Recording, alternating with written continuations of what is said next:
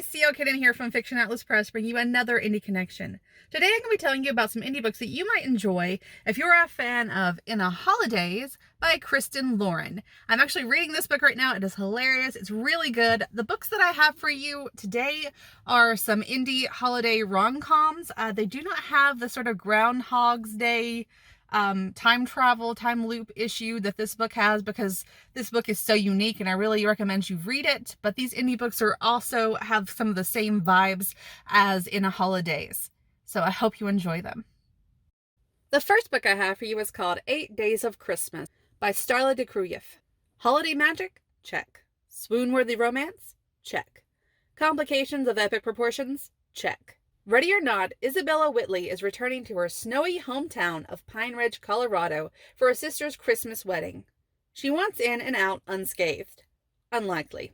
A decade ago, she headed to New York and hasn't looked back.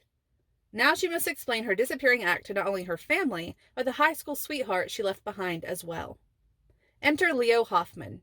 He's frosty after striving and failing to forget Isabella, the only woman capable of jingling his bells.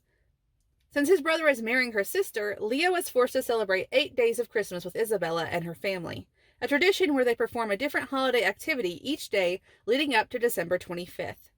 Soon their close proximity brings back memories, and the inability to keep their hands off one another. There's only one problem. Isabella's ex unexpectedly enters the equation, and she faces a difficult choice. Listen to her heart or her head. Isabella will need to decide once and for all where she belongs.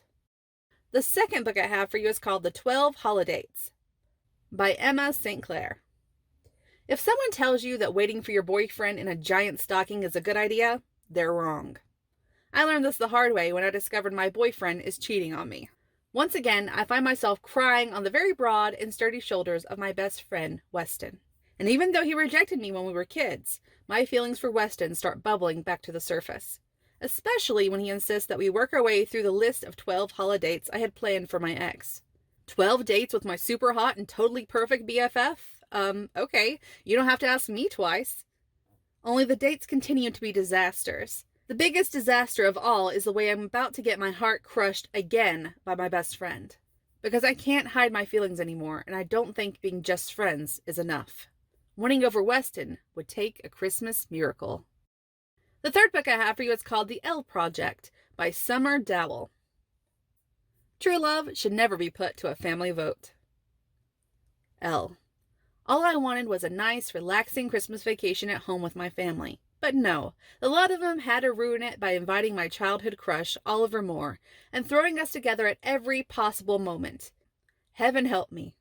Now, instead of sipping hot cocoa by the fire, I'm dodging matchmaking attempts and trying to pretend I'm not attracted to Oliver's adorably perfect smile.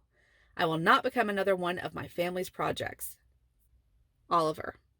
I mean, am I upset Allie's family swindled us into this Christmas vacation together? No. Will I ever admit that out loud? Also no. I've long ago come to terms with the friend zone Elle placed me in back around 9th grade. But there's something different about her this week. Something that's bringing up feelings I really should ignore. Too bad ignoring has never been my strong suit. And the last book I have for you is called 3 Bells, 2 Bows, and One Brother's Best Friend by Willa Nash. I pride myself on being grounded. Sure, I've had my share of childhood fantasies, winning an Oscar, winning the lottery, winning an Olympic medal for an athletic talent I have yet to discover, but the only fantasy I ever thought might actually happen was winning my brother's best friend, Heath Holiday. My crush on him has ebbed and flowed over the years, but the day I started working for his construction company was the day I smothered it for good. Sort of. Mostly. It was on my to-do list. Making it a priority would have been easier had he not arrived at his family's annual Christmas party looking ridiculously handsome in a suit. Then he kissed me. We stepped into an alternate universe and he kissed me. I assumed the next day I'd just be Guy's little sister again. The office newbie. Our kiss forgotten. Except he keeps showing up at my house with gifts.